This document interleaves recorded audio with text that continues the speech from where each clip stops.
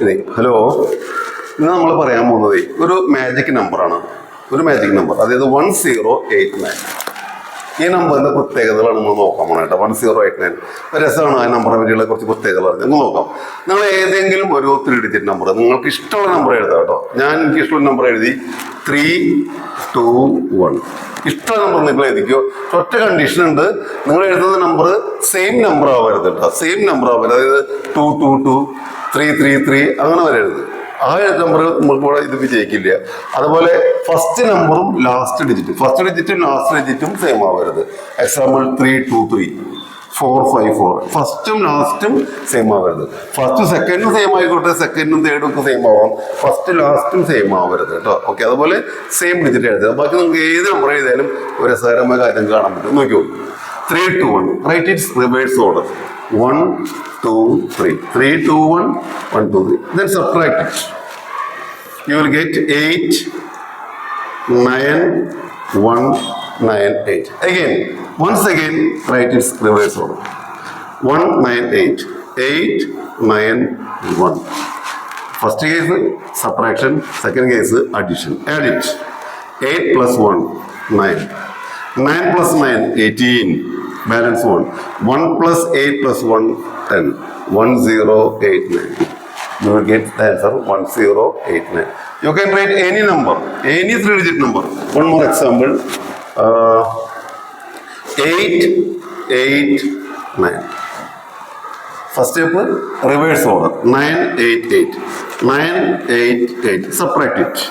1. So it is not possible because we have to write first 988. 988. 988 889. Otherwise it is not possible. We can't subtraction. Then subtract it. 9 9 0.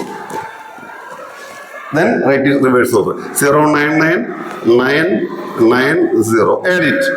9 9 plus 9 8. 9 plus 1 10.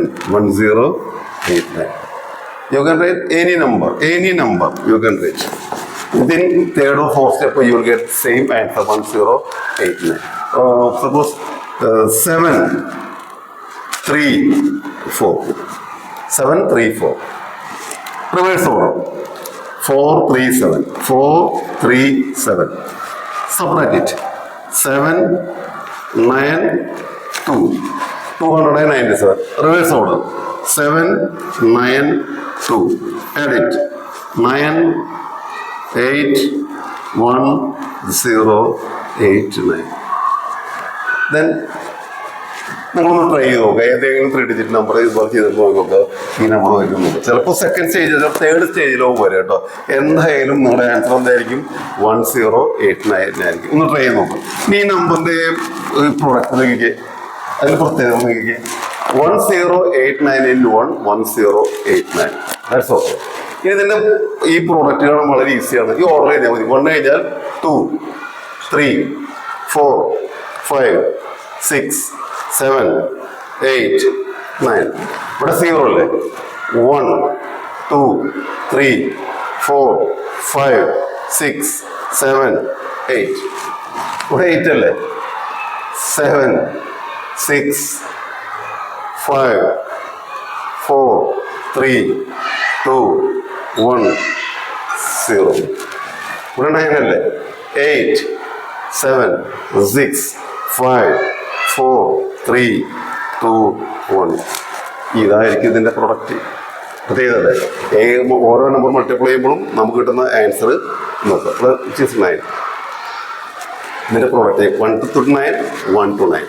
0 to 8 0 to 8 അത് correct answer ആയിരിക്കും. ഇനിയുടെ ഒരു പ്രത്യേകത, first number നോക്കിയേ 1089. Last number 1089. Second number 2178. 2178. Third number 3267. 3267. 4356. 4356. 5445. 5444. രസമല്ലേ? അപ്പൊ ഈ നമ്പറിന്റെ പ്രത്യേകത മനസ്സിലായില്ലേ? ഒരു ദിവസത്തിൻ്റെ പറഞ്ഞ മാത്രമല്ല കേട്ടോ. Okay, thank you. നാളെ നമുക്ക്